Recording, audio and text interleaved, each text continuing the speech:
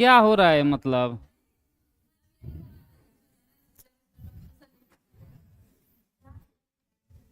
ऐसे होगा? अरे भाई, जो भी पूजा हो, पढ़ाई से ज्यादा बड़ा पूजा नहीं ना है। पढ़ाई जरूरी है ना, जब जॉब नहीं होगी ना, कोई पूजा काम नहीं आएगा बाद में। ना कोई पूजा, ना कोई रोशनी, कोई काम नहीं आएगा। इधर आइए।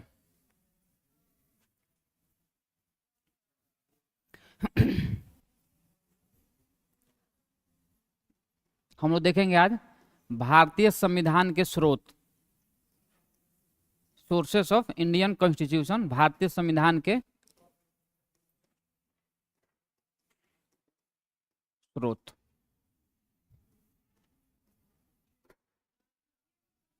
सोर्सेस ऑफ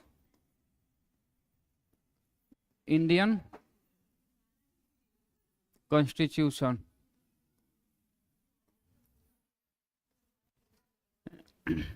कौन पूछा है कि खत्म हो गया अनुसूची?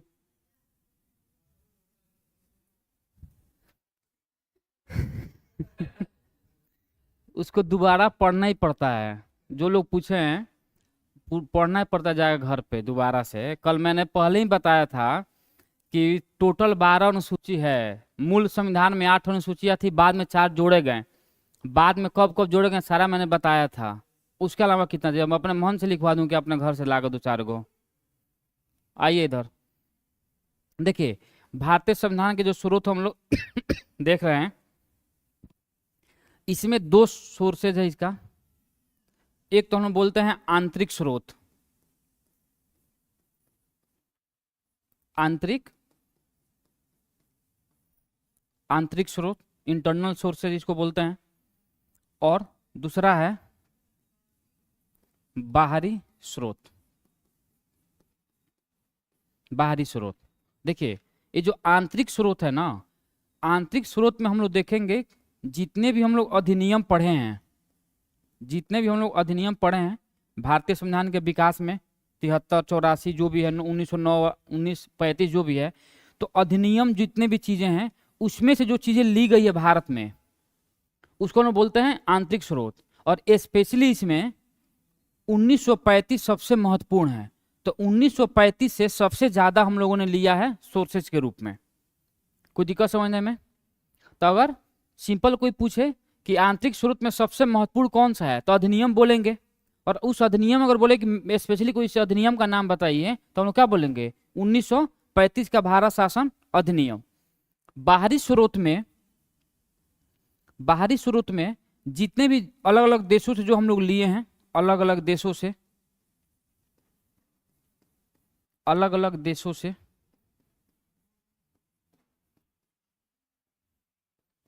जो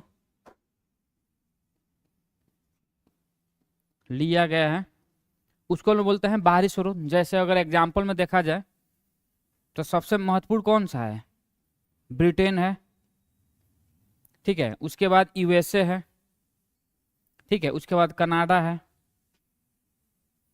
ठीक है। उसके बाद रसिया है, बहुत भी सारा और भी है, फ्रांस है, साउथ अफ्रीका, ऑस्ट्रेलिया है, बहुत सारा देश है।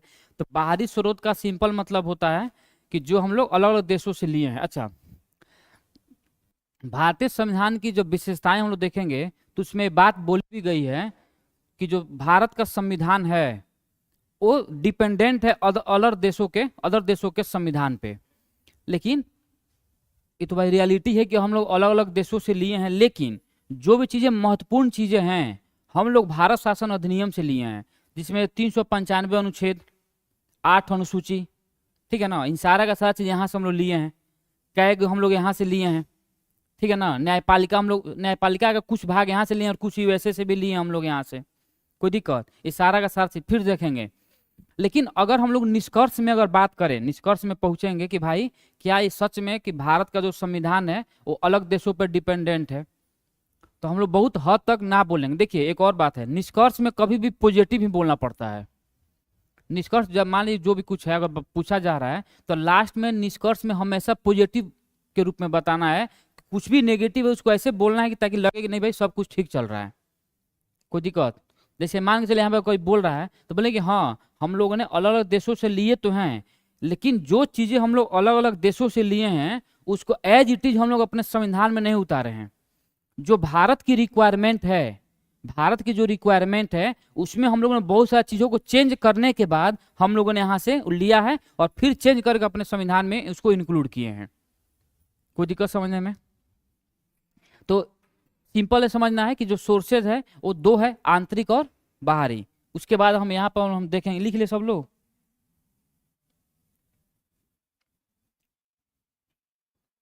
अब हम लोग एक एक करके यहाँ पे देखेंगे। 1935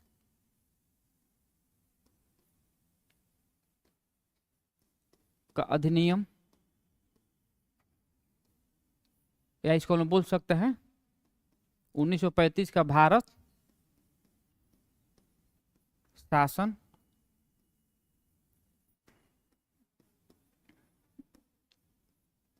अधिनियम, भारत शासन अधिनियम। देखिए 1935 का अधिनियम से जब भी हम लोग संविधान सभा, इसके बाद पढ़ेंगे, अगला चैप्टर संविधान सभा ही है, उसमें हम लोग देखेंगे जब संविधान हम लोग को बनकर पूरा तैयार हुआ तो हम लोग उसमें हम लोग को कितना था, 395 अनुच्छेद, 22 भाग और 8 अनुसूची। ठीक है ना। अभी वर्तमान में कितना अनुच्छेद हो गया है?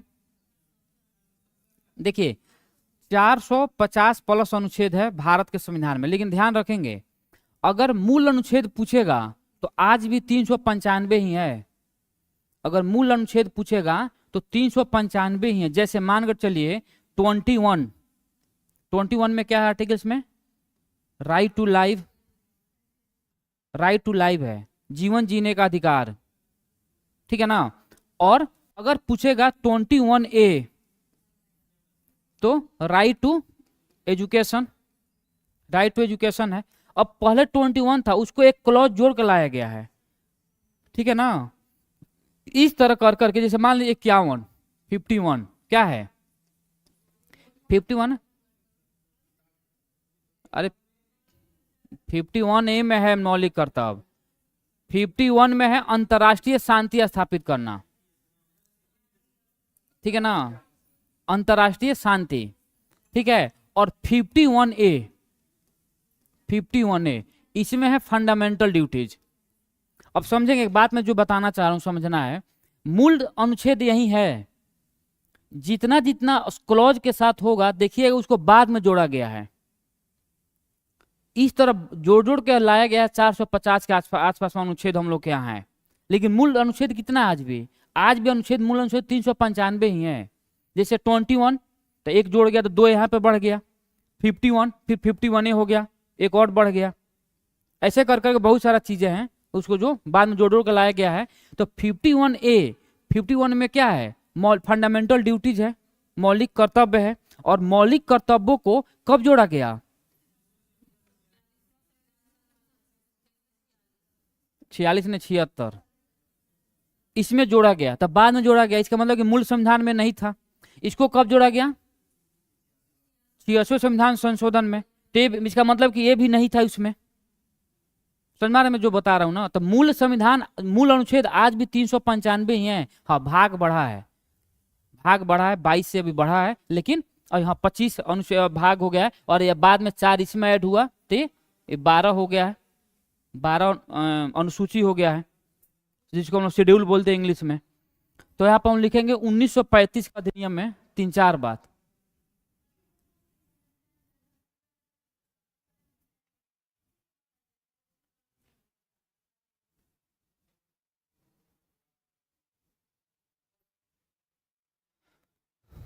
ठीक है, लिखेंगे।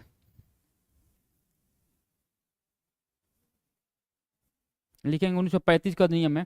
कैग, कैग को क्या बोलते हैं हिंदी में? पर लिखिए ना कैग। हाँ, महानियंत्रक, नियंत्रक महालेखा परीक्षक, नियंत्रक एवं महालेखा परीक्षक, नियंत्रक एवं महालेखा परीक्षक, नियंत्रक एवं महालेखा परीक्षक, कैग। ठीक है, इसको शॉर्ट में हम लोग कैग बोलते हैं, CAG, कैग। नेक्स्ट लिखेंगे न्यायपालिका, न्यायपालिका, पॉइंट देकर लिखिए, चाहे डैश दे देकर लिख लीजिए, सॉरी कोमा दे देकर। न्यायपालिका, लोक सेवा आयोग, लोक सेवा आयोग,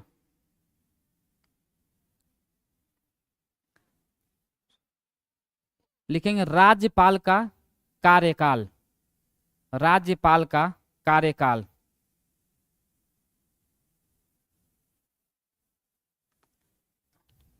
नेक्स्ट लिखेंगे आपातकालीन उपबंध, आपातकालीन उपबंध, आपातकालीन, आपातकालीन उपबंध, इमरजेंसी।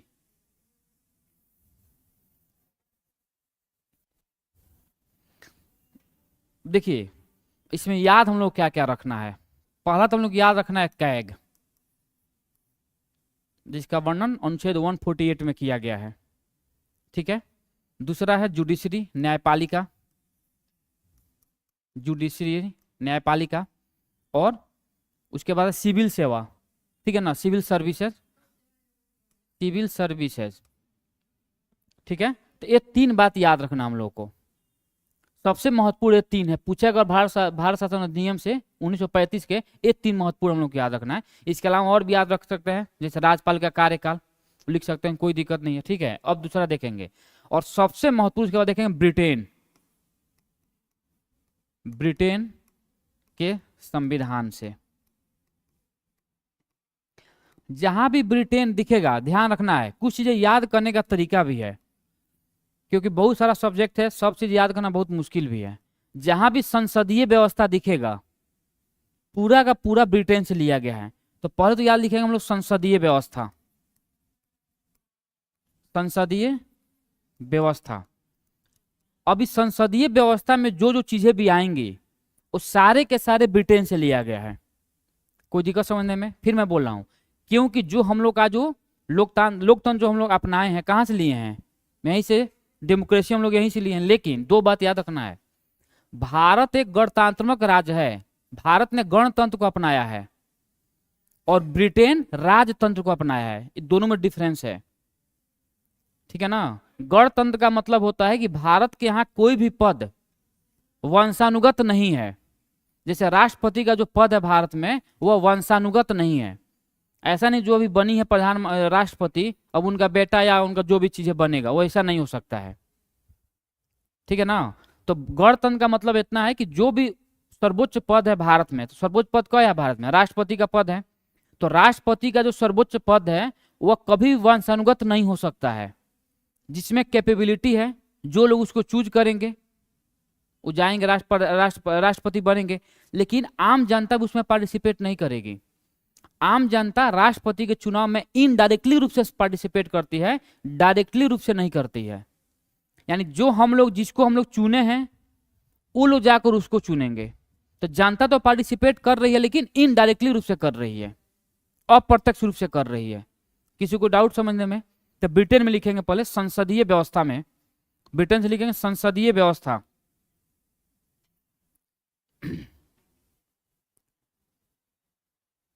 लिखेंगे संसदीय शासन व्यवस्था, लिखिए चाहे संसदीय व्यवस्था, बात बराबर। उसके बाद लिखेंगे संसदीय विशेषाधिकार, संसदीय विशेषाधिकार,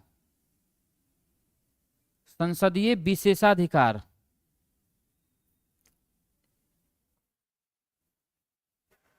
उसका लिखेंगे विधि का शासन, विधि का शासन। उसके बाद लिखेंगे मंत्रिमंडल व्यवस्था, मंत्रिमंडल व्यवस्था, मंत्रिमंडल व्यवस्था। उसके बाद लिखेंगे एकल नागरिकता, एकल नागरिकता, एकल नागरिकता हो गया। उसके बाद लिखेंगे द्विसदनीय व्यवस्था, द्विसदनीय व्यवस्था, द्विसदनीय व्यवस्था। समझेंगे? सबसे महत्वपूर्ण जो भी संसद से रिलेटेड है वो सारा का सारा किससे आएगा? ब्रिटेन से आएगा। जैसे संसदीय व्यवस्था हो गया, संसदीय विशेषाधिकार हो गया। अब संसद है तो कोई भी देश में कानून कौन बनाता है? संसद बनाएगी, विधायिका बनाती है। क्योंकि 3 स्तंभ है ना, डेमोक्रेसी के 3 स्तंभ है ना, क्या क्या, विधायिका, कार्यपालिका और न्यायपालिका। 3 है, 4 से मीडिया को भी माना जाता है, चौथा स्तंभ मीडिया को, लेकिन उसको छोड़िए, अभी डेमोक्रेसी में बात करें। 3 स्तंभ है, विधायिका, कार्यपालिका और न्यायपालिका। विधायिका काम क्या है? To form the law, law बनाना। कार्यपालिका काम क्या है? Implement the law, implement execute the law. और न्यायपालिका काम क्या है? टू रिव्यू द लॉ, यानी लॉ को समीक्षा करना है कि क्या जो कानून बना है वह कानून सही है या नहीं है। इसीलिए देखा गया कि बाद में देखा गया भाई कानून तो बन गया, लागू भी हो गया, ये भी तो हो सकता है कानून कुछ गलत हो, ऐसा भी तो हो सकता है कानून किसी खास समुदाय के लोगों को ही प्रॉफिट दे रहा हो, जो कानून है किसी खास क्षेत्र के लोगों को ही प्रॉफिट दे रही हो। इसलिए बाद में न्यायिक पुनर्विलोकन को भी अपनाया गया, जुडिशियल रिव्यू को अपनाया गया। आर्टिकल 137 में जुडिशियल रिव्यू के बारे में बात की गई है। जुडिशियल रिव्यू का मतलब क्या है कि जो कानून इंप्लीमेंट हो गई है उस पर अगर सुप्रीम कोर्ट चाहे तो एक बार रिव्यू कर सकती है कि मामला सही या नहीं है। अगर कुछ गड़बड़ है तो फिर से उसको इंप्लीमेंट करवाया जाएगा, उसमें कुछ संशोधन करके फिर से उसको इंप्लीमेंट करवाया जाएगा। अगर ऐसा नहीं रहता तो जितना भी केसेज आए हैं, वाद, केशवानंद भारती, मिनरवा मिल के, सज्जन सिंह, इस जितना भी केसेज आए हैं वो आते ही नहीं। वो सारा केस क्यों आया है? सुप्रीम कोर्ट अपने डिसीजन को ओवरराइड की है। केशवानंद भारती केस में सुप्रीम कोर्ट की ना अपने डिसीजन को ओवरराइड की, हम लोग आगे पढ़ेंगे, कोई दिक्कत समझने में यहाँ पे। और सबसे विधि का शासन, ये याद रखना बहुत इंपॉर्टेंट है, विधि का शासन, विधि का जो मैंने बताया है विधि का शासन, संसदीय विशेषाधिकार। संसद जहां भी दिखेगा, मंत्रिमंडल जहां भी दिखेगा, समझिएगा सारा का सारा कहां से लिया गया है? ब्रिटेन से लिया गया है। और जो भी मजबूत चीजें हैं वो दिखेगा यूएसए से।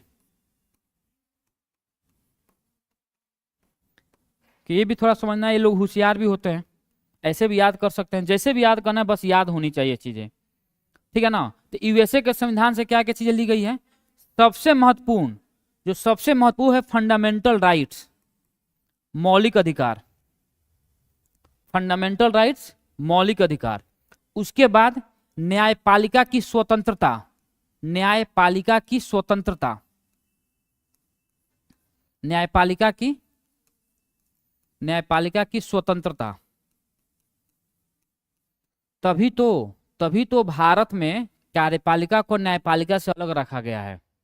अनुच्छेद 50 में, अनुच्छेद 50 क्या कहता है? आर्टिकल्स 50 कहता है कि एग्जीक्यूटिव को जुडिशरी से अलग रखना है, दोनों को अलग रखना है। अगर दोनों साथ में मिलकर काम करेंगे तो मामला सही नहीं हो पाएगा, समझना रहे ना। तो इसीलिए दोनों को अलग रखा गया है, कार्यपालिका को अलग रखा गया है और न्यायपालिका को अलग रखा गया है। क्योंकि कार्यपालिका काम क्या है? जो भी कानून बनकर आएगा उसको इंप्लीमेंट कर देना है, उसको लागू कर देना है। और इसका काम है उसका रिव्यू करना, जुडिशरी का काम है। तो अगर माने दोनों मिला रहे तो लागू करेगा, सही मान लेगा, चलो ठीक है सही है, कोई दिक्कत नहीं है। इसीलिए आर्टिकल 50 में दोनों को अलग अलग रखा गया है। कोई दिक्कत समझने में? तो यहाँ पर क्या है? न्यायपालिका की स्वतंत्रता। आगे लिखेंगे न्यायिक पुनर्विलोकन, न्यायिक पुनर्विलोकन, जुडिशियल रिव्यू, न्यायिक पुनर्विलोकन,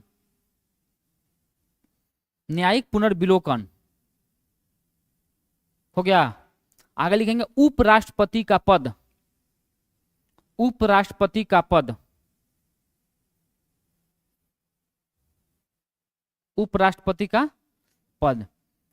आगे लिखेंगे उच्च न्यायालय और उच्चतम न्यायालय, उच्च न्यायालय और उच्चतम न्यायालय। उच्चतम न्यायालय के न्यायाधीशों को, उच्च न्यायालय तथा उच्चतम न्यायालय के न्यायाधीशों को उनके पद से हटाना।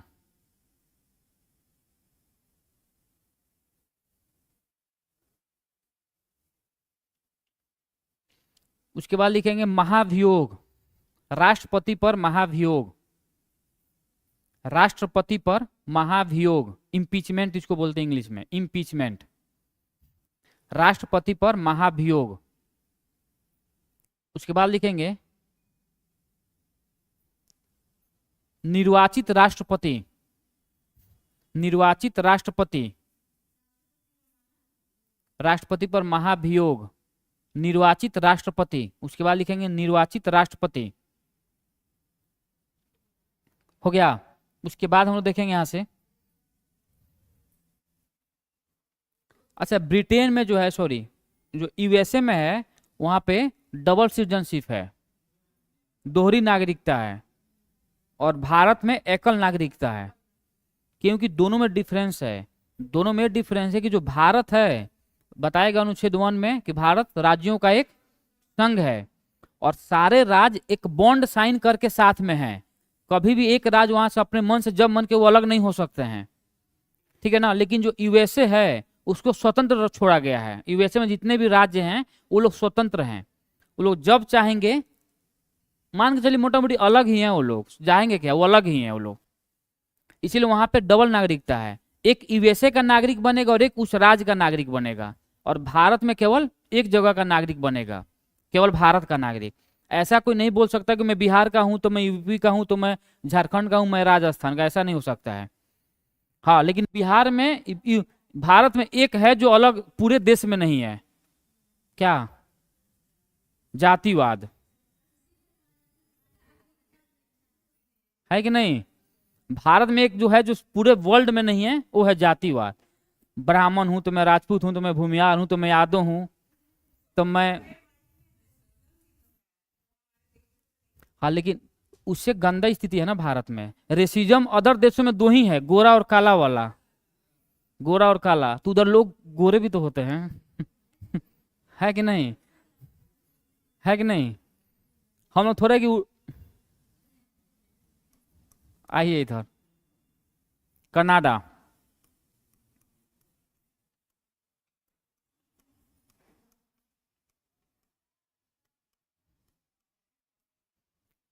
देखिए कनाडा से सबसे जरूरी जो चीज हम लिए हैं वो लिए हैं संघात्मक शासन व्यवस्था।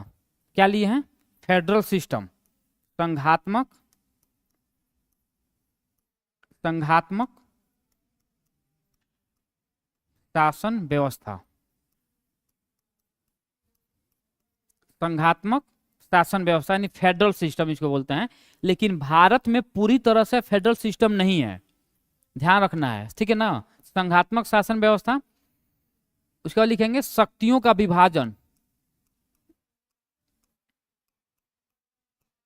शक्तियों का डिस्ट्रीब्यूशन ऑफ पावर, शक्तियों का विभाजन, ठीक है ना, शक्तियों का विभाजन। और एक जो सबसे जरूरी है,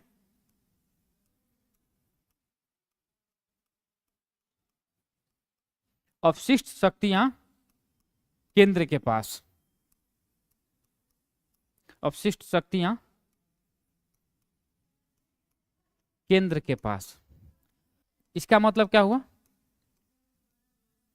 बोला कि कुछ ऐसे पावर हैं जो ना केंद्र के पास है और ना वो राज्य को दिया गया है, तो जो बच गया है उस पे भी पूरा किसको दे दिया गया है, केंद्र को दे दिया गया है।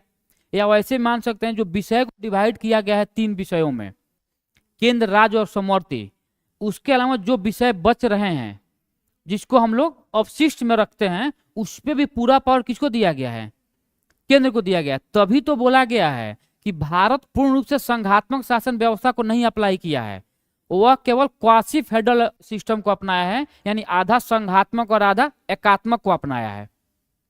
कल मैंने बताया भी था कि संघात्मक और एकात्मक का मतलब क्या होता है। संघात्मक का मतलब है कि पावर को एकदम डिस्ट्रीब्यूट कर दिया गया है, पावर का विभाजन कर दिया गया है कि भाई चलो तुम्हारे पास इतना पावर है, मेरे पास इतना पावर, इनके पास इतना पावर है। लेकिन जब भी मामला कुछ अगर गड़बड़ हो रहा है तो पूरा पावर कहां पे चल जा रहा है, पावर बाद में, उसके बाद पावर सेंट्रलाइज्ड हो जा रही है, यानी पावर एक जगह जाकर अटक जा रही है, कहां पे, केंद्र के पास। कोई दिक्कत समझने में। ये कब होगा, जब इंटरेस्ट का, जब है ना कन्फ्लिक्शन, जब कन्फ्लिक्ट होगा मामला, तब उस स्थिति में पूरा पावर कहां पे चल जा रहा है, केंद्र के पास। और उस स्थिति में भारत संघात्मक के रूप में व्यवहार न कर, यानी संविधान जो है एकात्मक के रूप में व्यवहार करता है। और एकात्मक का मतलब है कि पूरा पावर किसके पास, केंद्र के पास, जिसमें हम लोग मौलिक अधिकार भी देखेंगे। और मौलिक अधिकार को भी उसमें देखेंगे कि अगर देश में इमरजेंसी लागू होगी, देश में जब आपातकाल लागू होगी उस टाइम पूरा का पूरा मौलिक अधिकार आपका, बस उस टाइम 2-3 मौलिक अधिकार जो एक्टिव रहता है, अनुच्छेद 20, अनुच्छेद 22, अनुच्छेद 21, जीवन जीने का अधिकार। इसके अलावा ऐसा नहीं बोलते नहीं इमरजेंसी लगा मैं घूमूंगा, घूमने का अधिकार है। मान लीजिए सरकार कहीं पे 44 लगा दिए इस एरिया में, नहीं मैं घूमूंगा मेरा अधिकार है, वहीं पुलिस टांग कर मारेगी बिना पूछे कि भाई बाद में घूम लेना, अभी इधर माहौल गर्म है इधर ना, सोने का अधिकार नहीं है। हाँ तो ठीक है, तो अधिकार मांगना क्या है, वो तो अपने हाथ में है, सो जाइए। चलिए आगे लिखेंगे आयरलैंड।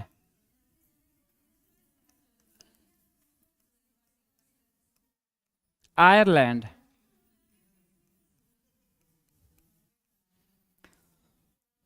आयरलैंड में लिखेंगे डीपीएसपी, राज्य के नीति निर्देशक तत्व, राज्य के नीति निर्देशक तत्व।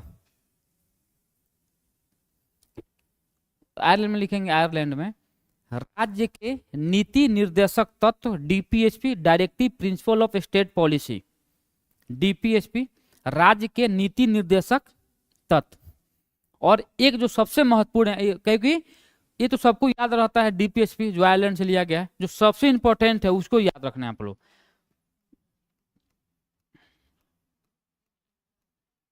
राज्यसभा में मनोनयन,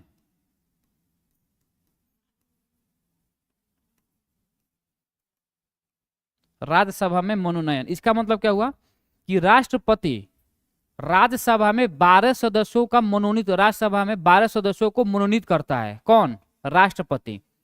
तो राज्यसभा में मनोनयन अगर पूछ दिया कितने सदस्यों को, तो 12 सदस्यों को, 12 सदस्यों को राष्ट्रपति मनोनीत करता है। मनोनीत का मतलब कि उसका इलेक्शन नहीं होता, डायरेक्ट चुन कर लाता है। वैसे लोग हैं जो किसी ना किसी क्षेत्र में उत्कृष्ट काम करके बैठे हैं, कला में, एजुकेशन में, जो भी चीजें होंगे, खेल में जो भी चीजें होंगे, ठीक है। तो राज्यसभा में मनोनयन। उसके बाद लिखेंगे फ्रांस, जो सबसे इंपॉर्टेंट है, फ्रांस। और सबको पता है कि फ्रांस की क्रांति हुई थी कब?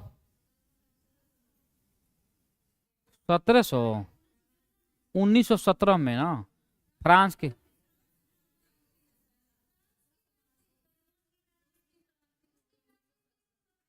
अच्छा फ्रांस, हाँ हाँ, मैं भी कंफ्यूज हो गया हूँ। तो फ्रांस की क्रांति जब हुई थी, सुनेंगे, फ्रांस की क्रांति जो हुई थी उसमें जो सबसे महत्वपूर्ण बात निकल के आई, सबसे महत्वपूर्ण 3 बात: स्वतंत्रता, बंधुता, बंधुता, स्वतंत्रता, बंधुता और समानता, समानता, यानी इक्वालिटी के बारे में बात कर रहा है। तो लिखेंगे फ्रांस में लिखेंगे स्वतंत्रता, स्वतंत्रता, समानता और बंधुत्व या बंधुत्व।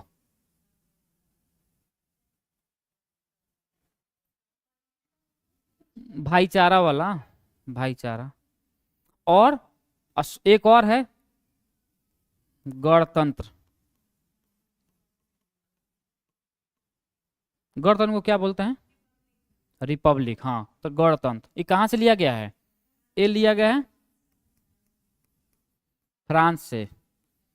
और उसके बाद लिखेंगे साउथ अफ्रीका, यानी दक्षिण अफ्रीका, दक्षिण अफ्रीका।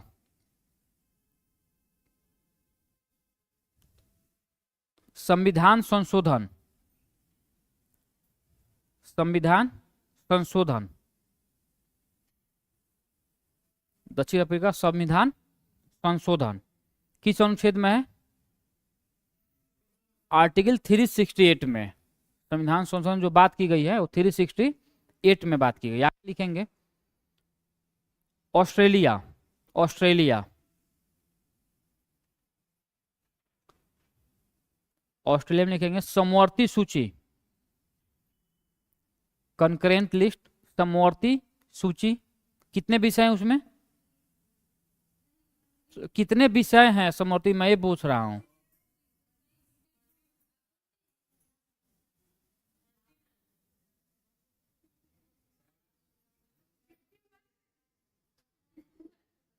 कोई तो सही बता दीजिए। कंफर्म? 47 था, 52 हो गया है। 29 तो है पंचायती राज व्यवस्था में। पंचायत में 29 विषयों के बारे में वर्णन की गई है। ऐसे होगा? पता है कि नहीं, सब टॉपिक समाप्त हो फिर इसमें मैं क्वेश्चन भी करवाऊंगा, है ना। ये हाल रहा। तो पूछना पड़े एक राउंड लग रहा है मुझे। चलिए आगे लिखेंगे। ऑस्ट्रेलिया। ऑस्ट्रेलिया भी लिखवा रहा था क्या? तो क्या लिखवाए उसमें? हाँ, तो ऑस्ट्रेलिया में समवर्ती सूची, उसके बाद लिखवाएंगे संयुक्त अधिवेशन, ज्वाइंट सीटिंग। संयुक्त अधिवेशन, हाँ, संयुक्त अधिवेशन ज्वाइंट सीटिंग किस अनुच्छेद में? 108, अनुच्छेद 108। अनुच्छेद 108 में संयुक्त अधिवेशन के बारे में बात की गई है। इसका मतलब क्या हुआ? ज्वाइंट सीटिंग का मतलब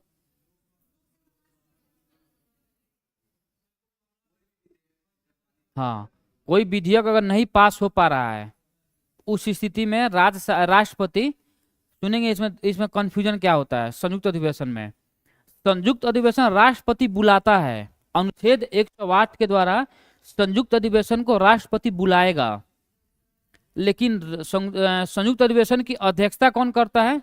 तो लोकसभा का अध्यक्ष उसकी अधिवेशन अध्यक्षता करता है। समझ में आ रहा है ना? अनुच्छेद 108 में। आगे लिखेंगे जर्मनी।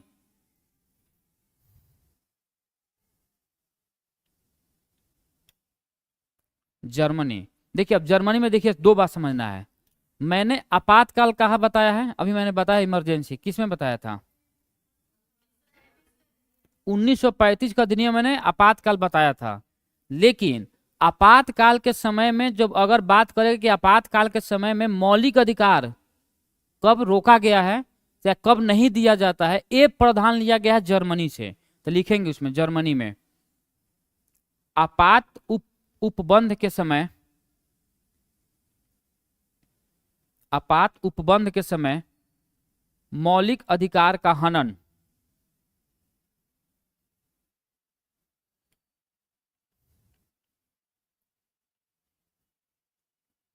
आपात उपबंध के समय मौलिक अधिकारों का हनन। हनन का मतलब है कि भाई आपका छीन लेना। अब एक बात समझिएगा, फिर यहाँ पे एक क्वेश्चन यहाँ फंसाएगा। अगर सिंपल पूछ रहा है कि आपात यानी जो इमरजेंसी है, इमरजेंसी को कहां से लिया गया है, अगर ऑप्शन में सुन लीजिए, अगर ऑप्शन में जर्मनी है तो आंसर जर्मनी के साथ जाएंगे। कोई दिक्कत? अगर ऑप्शन में जर्मनी है तो जर्मनी के साथ जाएंगे। अगर ये बात पूछ रहे कि आपात मतलब इमरजेंसी के टाइम मौलिक अधिकारों का हनन कहां से लिया गया है, ये भी जर्मनी के साथ जाएंगे। क्योंकि जितना भी एग्जाम हुआ है, एक दो एग्जाम छोड़कर सारे जगह आंसर जर्मनी ही माना है बोर्ड। कोई दिक्कत समझने में? तो मैं बता दे रहा हूं, अगर 1935 ऑप्शन में है और सवाल अगर ये नहीं डिमांड कर रहा है मौलिक अधिकार से, उसका कोई मतलब नहीं है क्वेश्चन का, तब आंसर हम लोग मारेंगे क्या? 1935। अगर कहीं से भी ऐसा लग रहा है तो अगर दोनों रहे तो, अगर दोनों रहे तब ही जर्मनी मारेंगे, याद रखना है। अगर ऑप्शन में दोनों रहा तो जर्मनी मानेंगे, बाकी भगवान का नाम लेंगे। कोई दिक्कत? दोनों अगर 1935 भी है, 1935 भी है और जर्मनी भी है तो जर्मनी के साथ आंसर जाएंगे हम लोग। देखिए जहां जहां कंफ्यूजन वाला मामला है उसको मैं क्लियर कर दे रहा हूं कि वहां पे कोई डाउट ना हो। ये सब होने के बाद भी 2 4 5 सवाल ऐसे आएंगे जो खुद बोर्ड ही तय करेगा आंसर, तो उसको लिए भी तैयार रहना है। ठीक है ना? उसके लिए भी तैयार रहना है। हाँ, तो वही तो मैं बोल रहा हूँ कि अगर 1935 मान लीजिए कि दोनों ऑप्शन में दिया 1935 और जर्मनी, अब मोर देन वन दिया हुआ है बिहार में, इसमें क्या हम लोग आंसर मानेंगे? आप बताइए, आपके अनुसार क्या होना चाहिए? मोर देन वन, मान लीजिए कि सब लोग तो मोर देन वन ही मारेगा। अब बिहार बोर्ड बोलेगा नहीं, मैच में मैंने मौलिक अधिकार इनबिल्ट करके पूछा है। हाँ, अगर वहां पर सुन लीजिए, वही बता रहा हूँ कि अगर दोनों एक साथ तो देगा नहीं, पहली बात तो यह है दोनों नहीं देगा, क्योंकि खुद कंफ्यूज वही हो जाएंगे वो लोग, क्योंकि वो लोग भी रटे हैं वही जर्मनी ही। अभी पता है कि नहीं, इस बार जो क्वेश्चन सेट हुआ था अभी आया है पेपर में, 3 दिन पहले का बात है, जो जहाँ पे पेपर छपाई की जाती है ना, उसके किसी कोई मतलब उसके घर का कोई मेंबर, मैंने एक्सपर्ट क्वेश्चन सेट नहीं किया था इस बार, जो एग्जाम हुआ था टीआरई फर्स्ट वाला, समझ में आ रहा है। तो चीजें और भी है, और वो लोग इतने अपडेट नहीं है। क्वेश्चन उन लोग को जहां से मिलेगा, जो भी किया उसको लाकर उसमें रख देना है, बस जाओ अब तुम, कि उन लोग क्या जाता है उससे, कट ऑफ कम जाए या ज्यादा जाए, भुगतेंगे हम लोग, उसको कोई मतलब है, पैसा मिल रहा है, सरकार एकदम इंजॉय कर रहा है वो सब। तो इस तभी भी सोच कर चलना है कि अगर 2 4 5 सवाल ऐसे आएंगे ही जो खुद वहीं तय करेंगे आंसर, ना टीचर बता पाएंगे, मान टीचर बता दिया चलो इसका आंसर सी है, डी आ गया आंसर में, फिर हुआ तभी तो मैं बोल रहा हूँ, मैं भी अपने एक्सपीरियंस ही तो बोल रहा हूँ, है कि नहीं?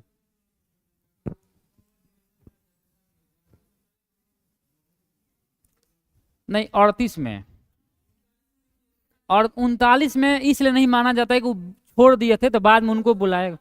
हाँ? तो वही तो मैं बोल रहा हूँ कि 38 में एक्चुअली वो किए थे, सुन लीजिए, 39 में गांधी से कन्फ्लिक्ट हो गया मामला, वो छोड़ दिए, चले गए वहीं जाकर वहां पे एस्टेब्लिश किए फॉरवर्ड ब्लॉक का, है ना। उसके बाद एक किए, क्या नाम इनका, पटावी सीतारमैया, तो की अध्यक्ष था, इसीलिए सुन लीजिए पहले, वो भी नहीं किए थे, मैं भी वही बोल रहा हूँ, वो भी नहीं किए, लेकिन पटाभी सीतारमैया गांधी की तरफ से मामला था कि भाई ये मेरा लड़े, संजोग से जीत गए वो, तो मामला तो कन्फ्लिक्ट होगा ही। अब गांधी जी, ईगो का बात है, हर जगह ईगो रहा है। तो अब यहाँ पे डाउट है कि भाई उनको हम लोग किस अधिवेशन में माने। बुक में भी दिया है कि 1938 में इन्होंने अध्यक्षता की, 39 में इन्होंने छोड़ दिया। अब दो बात है, आंसर मानने वाला दोनों मानेगा, नहीं मानने वाला एक मानेगा। देखिए जो भी चीजें हैं किताबें वाला हम लोग बोलेंगे ना, हम लोग देखने गए थे क्या कौन क्या अध्यक्षता कर रहा है, किसका बेटा कौन है, किसका क्या हुआ, हम लोग पढ़े ही तो हैं। अब वहां पे बोर्ड मान लीजिए कुछ और माने तो उसमें हम लोग आंसर उसका सही है, फिर बोर्ड जो मानेगा, सुप्रीम कोर्ट वही तो है एग्जाम में, जो मानेगा उसको मानेंगे हम लोग आंसर। नहीं अगर डाउट है तो आप वो कीजिए, चैलेंज दीजिए भाई, फिर आंसर लाकर दिखाइए उसको, कोई नहीं देखता आंसर, पता है कि नहीं, चैलेंज होता है तो कुछ असर नहीं पड़ता है। बाद में जो भी वकील रहता है, सरकार के वकील ही जीतती है, याद रखिएगा। टाइम बर्बाद होता है बच्चों का, हम लोग का टाइम बर्बाद हो जाएगा, लास्ट में थक जाएंगे हम लोग, क्योंकि सरकार को क्या मतलब है, 6 महीने के बाद फिर चलो 3 महीने बाद फिर सुनवाई होगा, करो सुनवाई तुम 2 4 साल इधर, थक हार के छोड़ेंगे, चलो यार चलो मान लेते हैं। अभी यूपी में 69,000 शिक्षकों की कहानी खत्म हो गई है, कैंसिल हो गया, लोग 5 5 साल जॉब करके छोड़, सरकार ने कैंसिल कर दी, सरकार नहीं हाई कोर्ट। अब बताइए इसमें किसकी गलती है, सरकार की या लोग जो स्टूडेंट की। टर्मिनेट कर दिया, कर नहीं देगा, कर दिया, और पैसे की वसूली भी की जाएगी, याद रखना है बात। हाँ? अब अब जाकर अब जाकर हम लोग तो बात नहीं करेंगे, जो किया वो वही बात करेगा, और हम लोग क्या मतलब है कि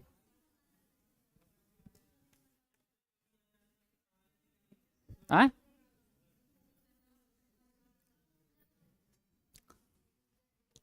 हो गया।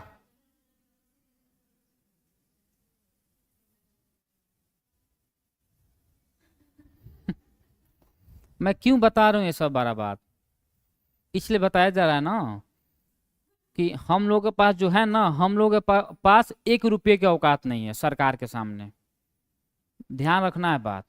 तो जो चीजें है ना, सरकार जो चाहेगी वही होगा, हम लोग कुछ भी कर लें, कुछ भी कर लें, ध्यान देने की बात है, समझ में आ रहा है ना। अब अभी बिहार में समस्तीपुर में कुछ लोग पकड़ाए हैं, पता है कि नहीं, कुछ लोग पकड़ा गए। अब कुछ लोग पकड़ा गए हैं तो क्या होगा भाई, उनका कैंसिल हो गया, पैसा वसूलना शुरू हो गया, पता है कि नहीं। बहुत सारा धांधली हुआ है टीचरों के एग्जाम में, ध्यान रखने की बात है, बहुत धांधली। एक कलम यही था क्या मेरे हाथ में, इसी से लिख रहा था क्या मैं, चलिए ठीक है, इसी से लिख रहा होगा। रसिया लिखिए, चलिए रूस, रसिया नहीं रूस लिखिए।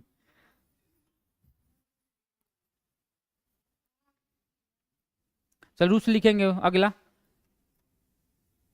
फंडामेंटल ड्यूटीज मौलिक कर्तव्य, फंडामेंटल ड्यूटीज मौलिक कर्तव्य, मौलिक कर्तव्य कितने मौलिक कर्तव्य हैं? हाँ शुरू में कितने थे? 10।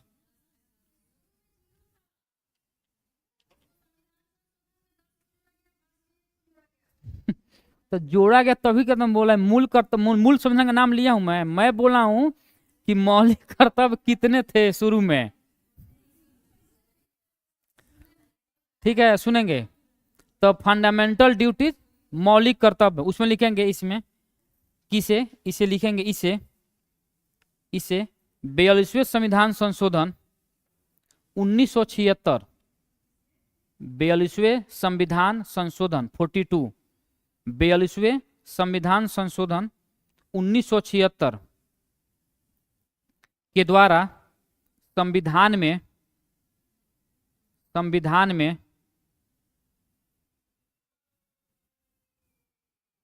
जोड़ा गया। ठीक है आगे लिखेंगे जापान,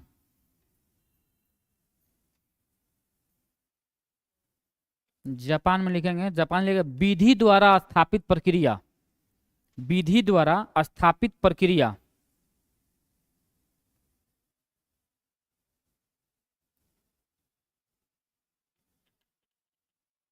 विधि द्वारा स्थापित प्रक्रिया।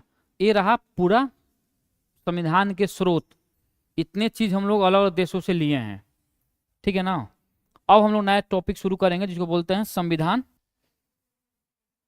सभा।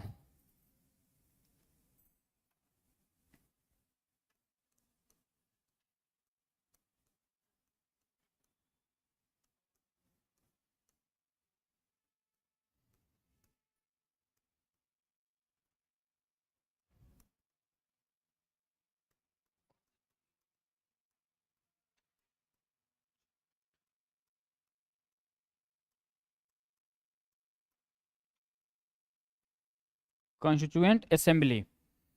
चलिए पहले उसके बाद पूछूंगा, उसके बाद नया टॉपिक शुरू होगा। किधर से, पहले लड़का या लड़की? लेडीज फर्स्ट, चलिए ठीक है।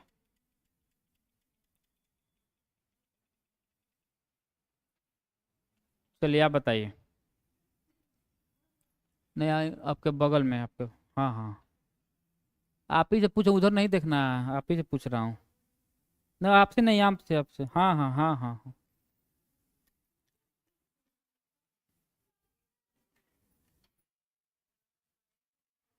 चलिए बताएंगे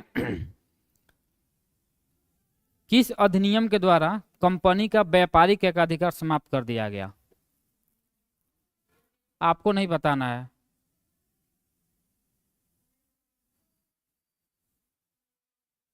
आपसे नहीं पूछ रहा, इनसे पूछ रहा हूं मैं।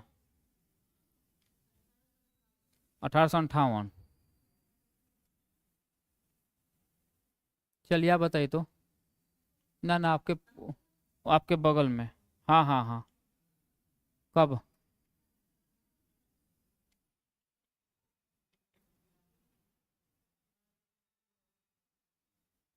कैसे होगा? चलिए कॉपी बाद में लौटिएगा, बताइए कंपनी के व्यापारी, हंसना नहीं है, किसी को बोलना भी नहीं है।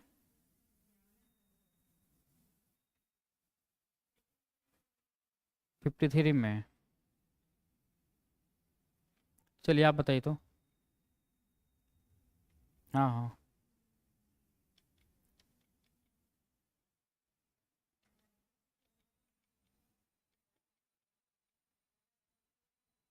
1700?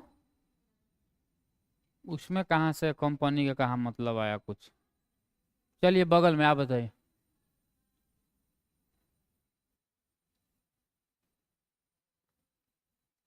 क्वेश्चन याद नहीं हो रहा है, बताइए। अभी एक टॉपिक समाप्त हुआ है, मुश्किल से दो टॉपिक इसको गिनेंगे। 35?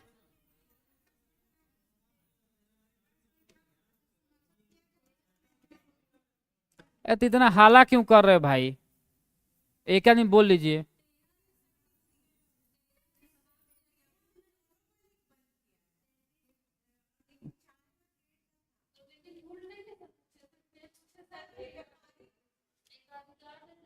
देखिए, मैंने यहाँ पे बताया भी था ऑप्शन में, क्वेश्चन में, कि अगर सवाल पूछेगा कि कंपनी का व्यापारिक एकाधिकार किस एक्ट के द्वारा समाप्त कर दी गई, तो 1813 होगा। अगर बोलेगा कि पूर्ण रूप से कब समाप्त करी गई, पूर्णतः कब समाप्त कर दी गई, तो 1833 होगा। ठीक है, क्वेश्चन आ नहीं रहा है, बतियाने में आ गए आप लोग, ऐसे होगा। चलिए भाई साहब, आप लोग का।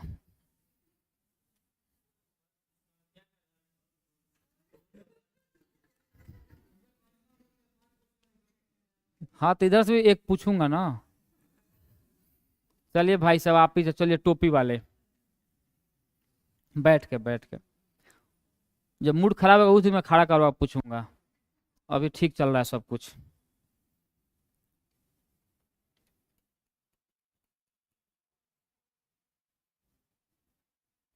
चलिए बताएंगे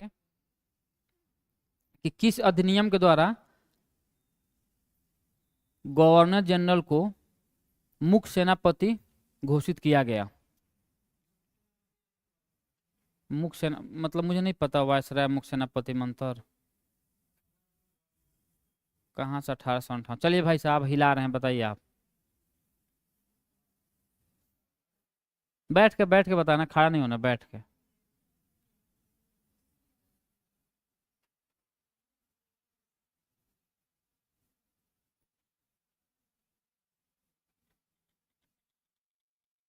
चलिए बताइए तो। हाँ, बैठ के हैं। चलिए बताइए तो आप। हाँ, आप। किस अधिनियम के द्वारा गवर्नर जनरल को मुख्य सेनापति घोषित किया गया? ऐसे होगा, ऐसे होगा।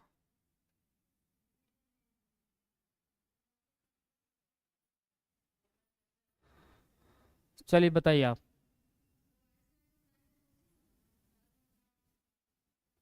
सवाल सुनिए मैं क्या बोला हूँ।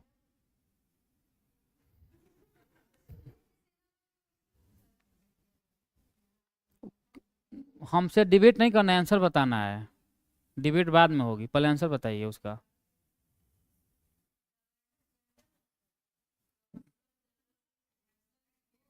मैं बोला हूं कि किस अधिनियम के द्वारा गवर्नर जनरल को मुख्य सेनापति घोषित किया गया या प्रावधान लाया गया उसका।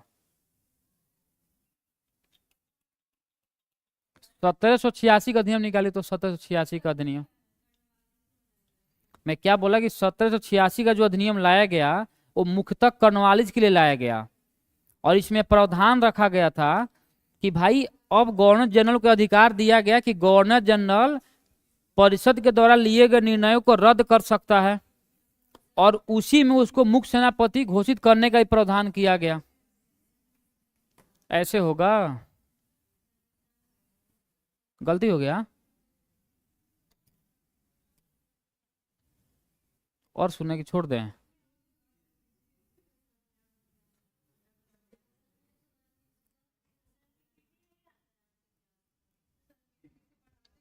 पीपीटी से मैं क्यों पढ़ाता हूँ, पढ़ाऊंगा तब तो जाएगा।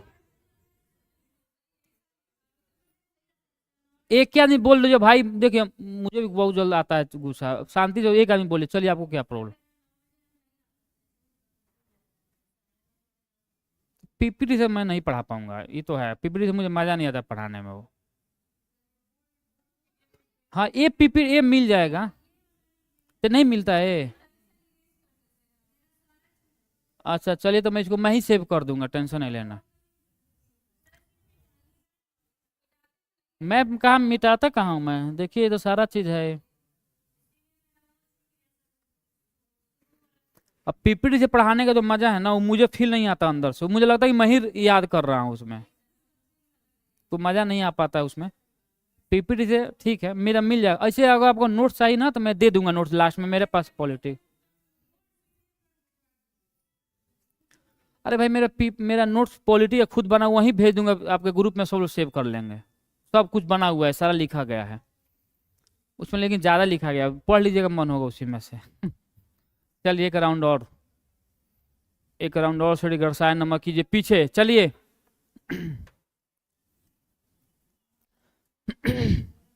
कल क्या विषय, कौन सा टॉपिक पढ़ाया था कल में? अच्छा, अनुसूची। चलिए, अनुच्छेद 5, सॉरी, अनुसूची 5 क्या है? हाँ, अच्छे।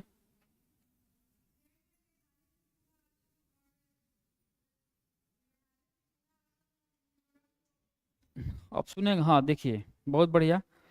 याद रखना है, जो 5 मैंने बताया था अनुच्छेद अनुसूची 5, उसमें क्या है? एससी और एससी एससी एसटी के प्रशासन से संबंधित उपबंध किए गए हैं। और अनुसूची 6 में मैंने बताया था असम, मेघालय, मिजोरम और त्रिपुरा। ठीक है ना? असम, मेघालय, मिजोरम और त्रिपुरा के, यहां पे लिखेंगे जनजातीय, यानी केवल एसटी। उसमें मैंने काट लेंगे। छह में क्या मैंने बोला था कि असम, मेघालय, मिजोरम, त्रिपुरा के जनजातीय क्षेत्रों के प्रशासन के बारे में बात की गई है। याद रखना है। लेकिन अगर आप ऐसे याद नहीं भी कर पा रहे हैं, बस ये 4 स्टेट का नाम याद रहेगा, ऑप्शन आपका वहां पे क्वेश्चन बन जाएगा। चलिए भाई साहब, चश्मा वाले, बैठ के राउंड आएगा खड़ा होने का भी जल्द ही।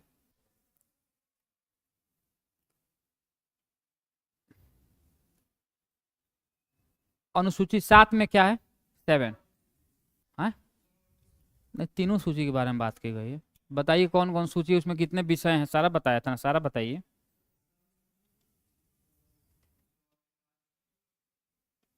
समवर्ती सूची, नाम, अब विषय बताइए कितना, किसमें विषय है। चलिए, सबसे पीछे उधर, संघ सूची में कितने विषय हैं? देखना नहीं है, अब मेरे सामने ही देख रही हैं आप, बताइए। थोड़ा बहुत तो। मुझे अच्छा नहीं लगता है कि लेडीज को मैं बेइज्जती करूं, लड़के रहते तो मैं कर ही देता। थोड़ा बहुत रेस्पेक्ट करता हूं मैं, लेकिन उसका फायदा नहीं उठाना है। ठीक है? चलिए, आप बताइए, राज्य सूची में कितने विषय हैं? ना, आपके पीछे, राज्य सूची में कितने विषय हैं?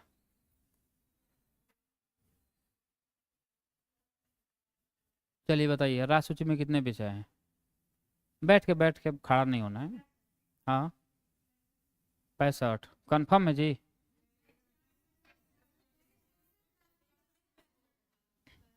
एक तो आप लोग इतना बोले, मैं कम में ही कंफ्यूज हो जा रहा हूँ कभी कभी।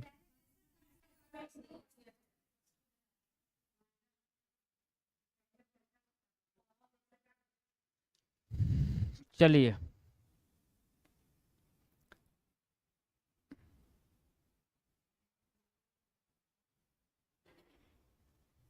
चलिए, किस अधिनियम के द्वारा गवर्नर जनरल को अध्यादेश जारी करने का अधिकार दिया गया?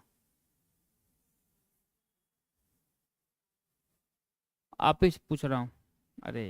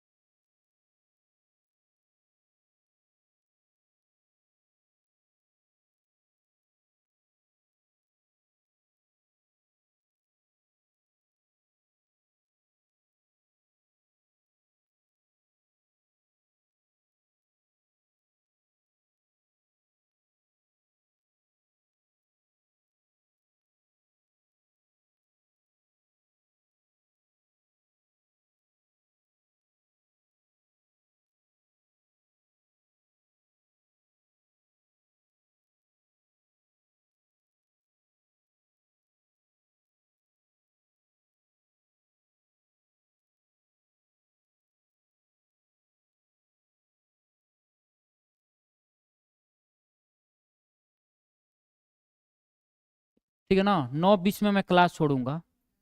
क्या कारण है, सॉरी वही 10:20 में। कारण क्या है, क्योंकि मेरा क्लास रहता है 11 बजे, थोड़ा दूर है यहाँ से, उधर जाना है कि वो ना ना बेली रोड, सगुना मोड़ जानते हैं ना, वहाँ मेरी क्लासेस रहती है 11 बजे से। तो यहाँ बहुत ट्रैफिक व्रैफिक रहता है, नहीं पहुँच पाता हूँ आधे घंटे में, थोड़ा 10 मिनट ज़्यादा लगेगा।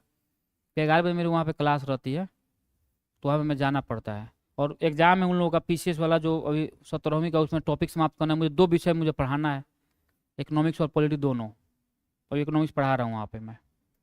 ठीक है ना, तो इसलिए थोड़ा प्रयास करेंगे कि थोड़ा जल्दी आ जाए, 9 बजे तक एकदम, थोड़ा 10 मिनट पहले घर से निकल लेंगे। खा को तो आना नहीं है। एनसीईआरटी आपको इकोनॉमिक्स है आपका? हाँ तो है, तो पूछ लीजिएगा, बता दूंगा मैं। पढ़ाना क्या है उसमें, देखिए इधर संविधान सभा। आपको जो भी डाउट होगा इकोनॉमिक्स में पूछ लीजिएगा, बता ही दूंगा थोड़ा बहुत। पॉलिटी का पॉलिटी का पॉलिटी का शनिवार को टेस्ट नहीं होगा, जो टॉपिक समाप्त होगा उसके बाद तुरंत टेस्ट होगा। नहीं बताएगा, थोड़ा टेस्ट होता है, सरप्राइज टेस्ट होगा। इधर देखिए, संविधान सभा के बारे में थोड़ा 2-3 बात याद रखना है, समझेंगे।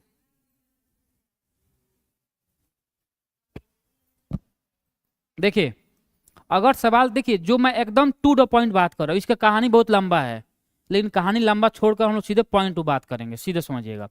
अगर पूछेगा कि संविधान सभा, अगर सवाल सिंपल पूछ रहा है कि जो ये संविधान सभा का विचार, संविधान सभा का विचार सबसे पहले कौन लाया था, ते भाई साहब लाए थे 1900, अरे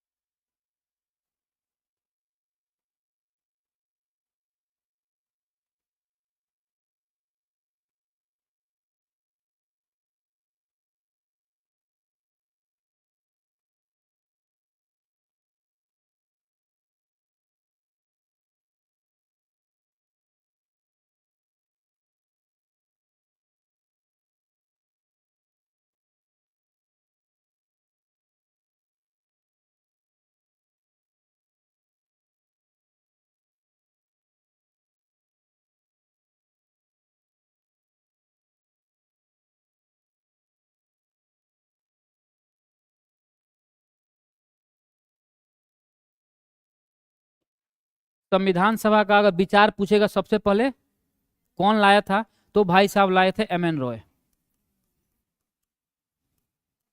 कब लाए थे, 1934 में, 1934 में। पहले सुन लीजिए, पहले लिखना नहीं है, पहले समझना, सारा लिखाऊंगा एक एक लाइन, पहले समझना है मैं क्या बोल रहा हूँ। ये तो 1934 में लाए थे, और 1938 में, याद रखें पहले 1938, इसके 4 साल बाद 1938 में जवाहरलाल नेहरू, ठीक है ना, जवाहरलाल नेहरू जी ने मतलब एक प्रस्ताव रखा अंग्रेजों के सामने कि भाई हम लोग स्वतंत्र रूप से इलेक्ट होना चाहते हैं, स्वतंत्र रूप से हम लोग एक संविधान सभा बनाने का प्रस्ताव रख रहे हैं हम लोग। तो इसी को 1938 में जो जवाहरलाल नेहरू के द्वारा जो प्रस्ताव लाया गया था, उसे हम लोग 1940 का इसको अपनाया गया, और इसको हम लोग बोलते हैं अगस्त प्रस्ताव। पहले थोड़ा समझेंगे अगस्त प्रस्ताव, कोई दिक्कत समझने में। 1938 जवाहरलाल नेहरू के द्वारा लाया गया, और इसी को जाकर 40 में बोला गया अगस्त प्रस्ताव, 1940 का अगस्त प्रस्ताव। कोई डाउट समझने में? तीसरा बात, उसके बाद 1942 भारत में आया क्रिप्स मिशन। क्रिप्स मिशन समझेंगे, 1939 से शुरू हुआ था सेकेंड वर्ल्ड वॉर, ठीक है। सेकेंड वर्ल्ड वॉर शुरू हुआ था 1939 में, और 42 में लाया गया क्रिप्स मिशन भारत। इसको भेजने के पीछे अगर सबसे महत्वपूर्ण एक उद्देश्य अगर पूछे कोई, तो एक उद्देश्य सबसे महत्वपूर्ण है कि भारत का सपोर्ट चाहिए था अंग्रेजों को, ठीक है, भारत का सपोर्ट चाहिए। भाई इन लोग बोले कि अगर जब तक, क्योंकि जर्मनी उधर से दबाव डाल रही थी उस पर कि भाई जब तक सपोर्ट नहीं मिलेगा ना, हम लोग हार जाएंगे वर्ल्ड वॉर, तो तुम भारत के लोगों का सपोर्ट लीजिए। फर्स्ट वर्ल्ड वॉर में लोग हम लोगों को बुद्धू बना दिया था। तो सिंपल है। तो कृष्ण जैसे ही भारत में आया, भारतीयों को मौका मिला बहुत बढ़िया कि भाई ऐसे नहीं, उनके पास बहुत सारा लिस्ट रखा गया सामने कि चलिए इतना पहले मानिए सारा का सारा बात, उसके बाद हम लोग सोचेंगे कि सपोर्ट देना है या नहीं देना है। बोला कि अरे भाई तो उल्टा दाव पड़ गया, कैसे होगा। बोला कि नहीं। इसी में क्या हुआ कि जैसे ही कृष्ण मिशन भारत आया, मुस्लिम लीग ने क्या किया, इसका विरोध किया। मुस्लिम लीग इसका विरोध की, इसका विरोध की। मतलब क्या कहा गया, सिंपल बोला जाए तो कृष्ण मिशन भारत में फेल कर गया, ये आया नहीं, ये फिर रिटर्न हो गया। और उसी के बाद आपको सबको पता है कि 1942 में क्विट इंडिया मूवमेंट शुरू हो गया। तो इसी का परिणाम था भारत में भारत छोड़ो आंदोलन। इसी का परिणाम था भारत में भारत छोड़ो आंदोलन 42 में। इस सब होने के बाद लास्टली 1946 ईस्वी में भारत में आया cabinet mission. Cabinet mission Bharat में आया, कैबिनेट मिशन। और भारत में जो कैबिनेट मिशन आया, इसने ही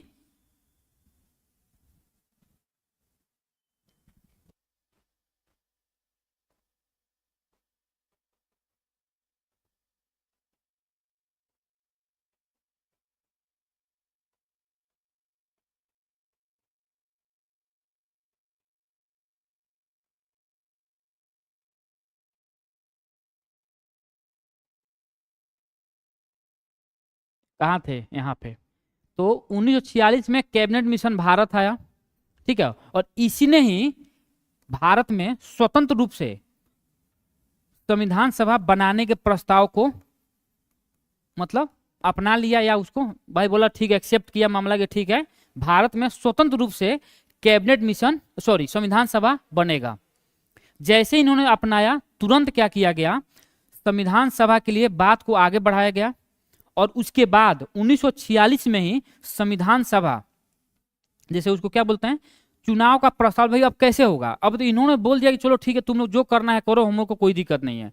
तो फिर इसको आगे कैसे बढ़ाया जाएगा संविधान सभा के लिए। तो एक रूल लाया गया कि भाई देखिए टोटल 389 मेंबरों का चुनाव किया गया। मतलब इतने लोग, मतलब एक प्रकार से सीट निर्धारित किया गया, भाई इतने लोग चुनाव लड़ेंगे। और रूल बनाया गया कि प्रत्येक 10 लाख की जनसंख्या पर, प्रत्येक 10 लाख की जनसंख्या पर एक सदस्यों की चुनाव की जाएगी। प्रत्येक 10 लाख पर एक सदस्य चुन कर आएंगे।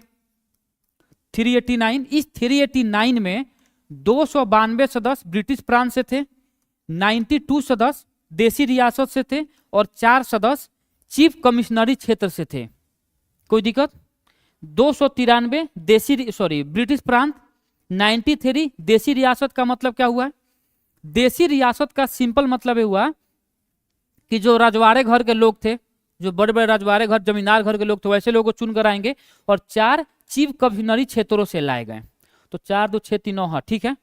और बाद में जैसे ही लाएगा, उसके बाद संविधान सभा की बैठकें स्टार्ट हुई। साथ ही होने में बैठक होगी ना, कुछ तो करना होगा। तो संविधान सभा की जो पहली बैठक हुई 9 दिसंबर 1946 को। कोई दिक्कत।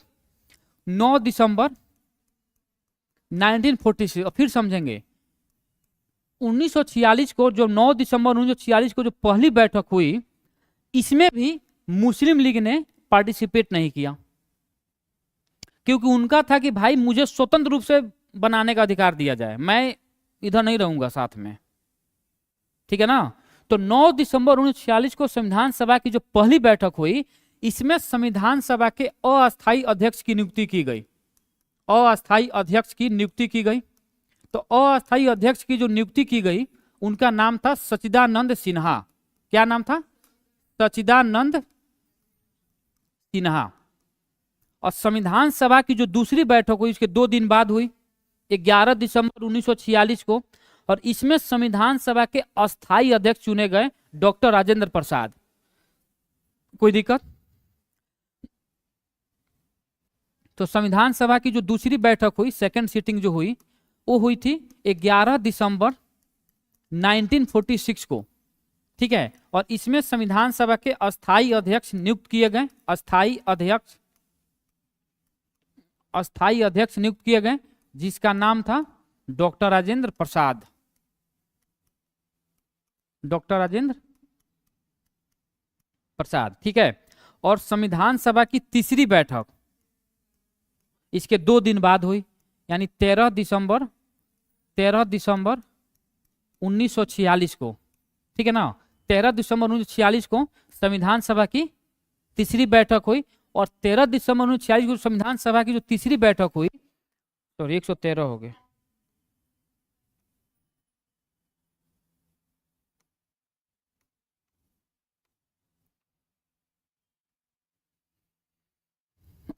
इसमें एक प्रस्ताव लाया गया, उसको हम लोग क्या बोल सकते हैं, उद्देशिका या उद्देश्य प्रस्ताव, इसी को बोल सकते हैं। उद्देश्य प्रस्ताव बोलिए या इसको उद्देशिका बोलिए। किसके द्वारा लाया गया? वो लाया गया जवाहरलाल नेहरू जी के द्वारा, ठीक है।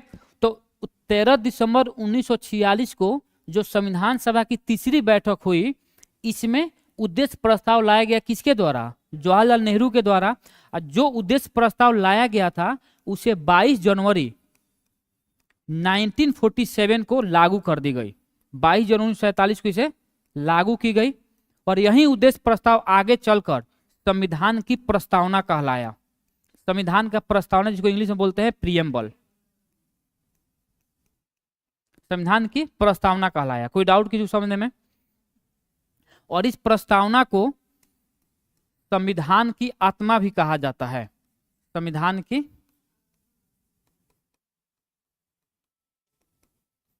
आत्मा भी कहा जाता है। यहां तक किसी को डाउट हो तो पहले बोल दीजिए। हाँ, यही नेहरू प्रस्ताव यही है, नेहरू के द्वारा ही लाया गया था। देखिए, अब इसके पीछे लाने के पीछे कारण क्या समझिएगा। मान लीजिए कि संविधान सभा बना लेना बहुत बड़ी बात तो नहीं है, ये सारा चीज तो हो जाता, होना ही था। लेकिन अब बात क्या है भाई, देश को चलाने के लिए कुछ तो चाहिए। तो देश को चलाने के लिए संविधान चाहिए, जो बन रहा था। इसी में बताया गया संविधान बनाने में 2 वर्ष 11 में 18 दिन का समय लगा, ठीक है ना, वो नहीं बताया हूं मैं। अब यहाँ पे फिर बोला कि भाई संविधान का क्या स्वरूप रहेगा, संविधान में क्या क्या चीजें रहेगी जो भारत के जनता के लिए या भारत के लिए बेनिफिशियल होगा। तो एक प्रकार से जो प्रस्तावना है ना, वो पूरे संविधान का एक क्रक्स है, पूरे संविधान की एक निचोड़ है। अगर हम लोग का पूरा कोई प्रस्तावना केवल पढ़ ले तो मोटा मोटी हम लोग पूरे संविधान की प्रारूप के बारे में बता सकता है कि हम लोग का संविधान कैसा है, उसका डिमांड क्या है, ठीक है ना, उसका उद्देश्य क्या है, वो किस मैटर पे बात करता है। जैसे इसी में स्वतंत्रता के बारे में बात की गई है, ठीक है ना, इसमें स्वतंत्रता अखंडता के बारे में, वही स्वतंत्रता अखंडता बात बराबर उसी के बारे में बात की गई है, ठीक है ना। उसमें समानता के बारे में बात की गई है, ठीक है ना। उसमें उद्देश्य के बारे में बात की गई है कि भारत में जो उद्देश्य है, भारत में जो संविधान को जो शक्ति मिलती है, जो हम लोग का संविधान इतना मजबूत है, वो किसके द्वारा मजबूत है? भारत के जनता के द्वारा मजबूत है। अगर हम लोग उसको मानेंगे ही नहीं तो क्या संविधान का कोई मतलब रह जाएगा? क्या भारत में कोई मतलब नहीं रह जाएगा?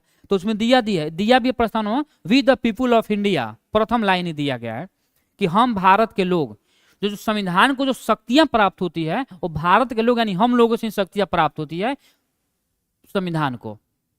कोई दिक्कत समझने में? इस सारा इसमें इसके बाद इसके लिए कुछ समिति बनाई गई, संविधान सभा के लिए कुछ समिति बनाई गई, ठीक है ना। और इस समिति में जैसे संचालन समिति, ठीक है ना, संघीय समिति, प्रांतीय समिति, प्रारूप समिति, ये सारा समिति बनाई गई, उसके अलग अलग अध्यक्ष बनाए गए। कोई दिक्कत समझने में यहाँ तक? तो आज मैं यहीं पर रहने देता हूँ, कल हम लोग फिर देखेंगे इसके बाद आगे चीजों को।